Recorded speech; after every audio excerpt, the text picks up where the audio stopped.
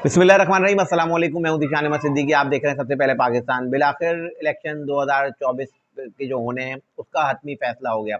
9 मई के किसी भी किरदार को नहीं छोड़ा जाएगा और 9 मई के वाक़े में जो लोग मुलविस हैं उनको जो है इंतखाबात में हिस्सा लेने की इजाज़त नहीं होगी। ये तमाम चीज़ें मैं पहले बता चुका था कि 9 मई के वाक़े में जितने लोग भी मुलविस हैं उनको रिलीफ नहीं मिलेगा। बहुत से लोगों का कहना था कि शायद इमरान खान साहब के लिए कहीं से कोई रिलीफ मिलने के इम्कानात हैं। कुछ लोग जो है मैदान में आए हैं, वो लोग इमरान खान साहब के रिलीफ हासिल कर रहे हैं।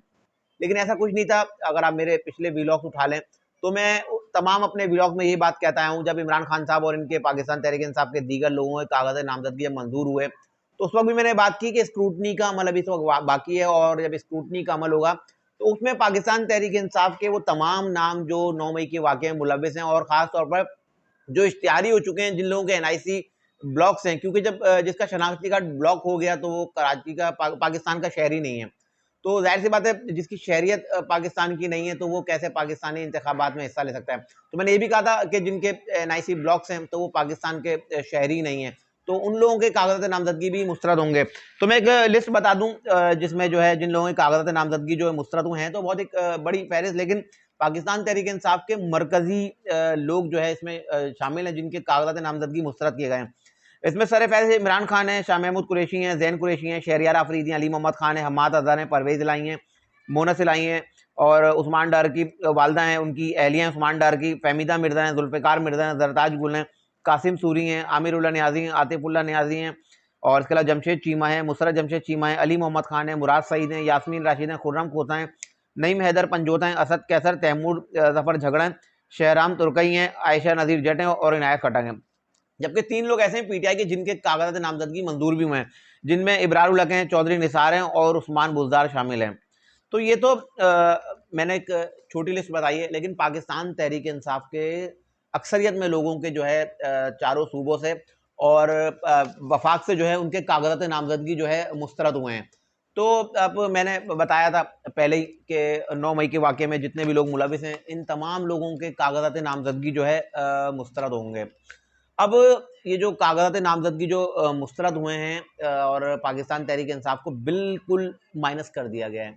और ये क्यों हुआ है? क्योंकि ज़ाहिर सी बात है पाकिस्तान तहरीक इंसाफ के लोगों ने एक इदारे पे हमला किया है, जीएचक्यू पे हमला किया है और वो ऐसा उन्होंने एक प्रोपेगेंडा किया है जिससे उनकी जो साजिश थी मुल्क को 2 टुकड़े करना था। तो इस साजिश पर जो है उनको किसी तरह की माफ़ी नहीं मिलेगी, ये बात मैं पहले भी कर चुका था। अगर ये हमला किसी लीडर के घर पे किया जाता, उसके दफ्तर पे किया जाता, वहाँ भले वो किसी हद तक भी तोड़-फोड़ करते, वहाँ भले अल्लाह न करे जानी नुकसान भी हुआ था, तो उनको शायद माफ़ी मिल जाती।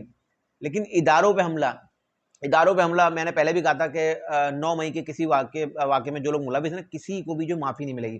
तो अब कल इसका फैसला हो गया, सबके कागज़ात नामज़दगी जो है मुस्तरद हो गए हैं। अब एक है प्लेटफ़ॉर्म जहाँ अब ये जिनके कागज़ात नामज़दगी मुस्तरद हुए हैं, वो लोग जाएँगे, पहले हाई कोर्ट जाएँगे, हाई कोर्ट से सुप्रीम कोर्ट जाएँगे।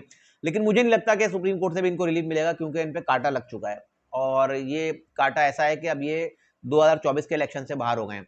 ये कुछ भी कर लें, कहीं भी चले जाएँ और किसी भी हद तक सोशल मीडिया पे ट्रेंड चला लें, कोई और मज़ीद प्रोपेगेंडा कर लें, लेकिन इन लोगों को जो है अब इलेक्शन में इजाज़त नहीं मिलेगी इलेक्शन लड़ने की। अच्छा, इससे फ़ायदा किसको होगा? उससे फ़ायदा होगा पाकिस्तान पीपल्स पार्टी को। मैं अपने अगर आप मेरा व्लॉग्स देखें, ये बात मैं पिछले कई व्लॉग्स से कहता रहा हूँ कि जब इंतखाबात जैसी करीब आएंगे ना तो पाकिस्तान पीपल्स पार्टी और तहरीक इंसाफ में इत्तेहाद हो सकता है।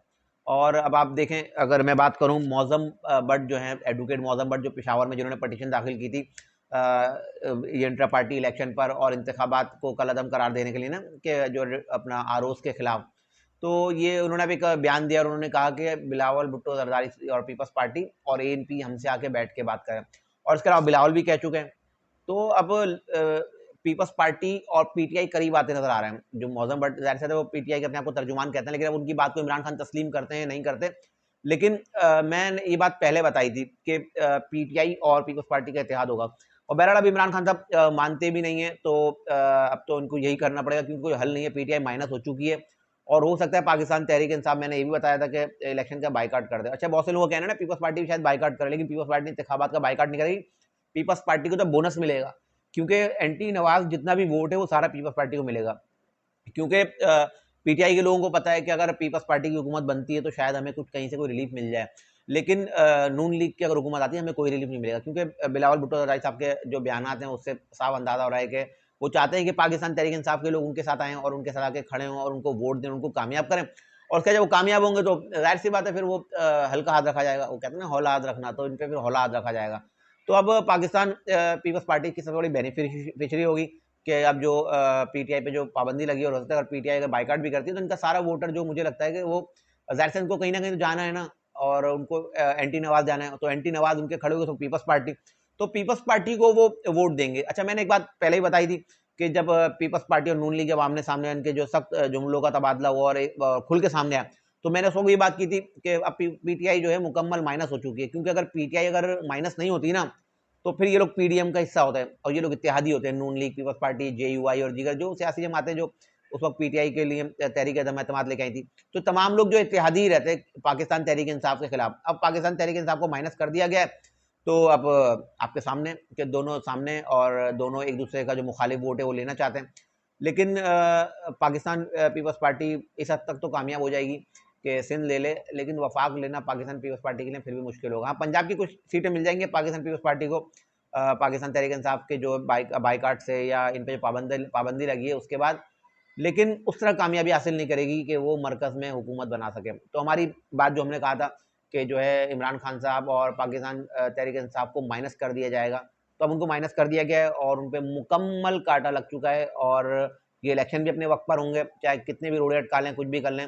अब चीफ जस्टिस ऑफ पाकिस्तान आएंगे, अब ये एक ही ऑप्शन है, वो जाएंगे जो जिनके कागजात नामजदगी मुस्तरद हुए हैं, तो उनको वहाँ से भी मुझे नहीं लगता कि कोई रिलीफ मिलेगा, और पाकिस्तान तहरीक इंसाफ जो है मुझे माइनस होती हुई नजर आ रही है।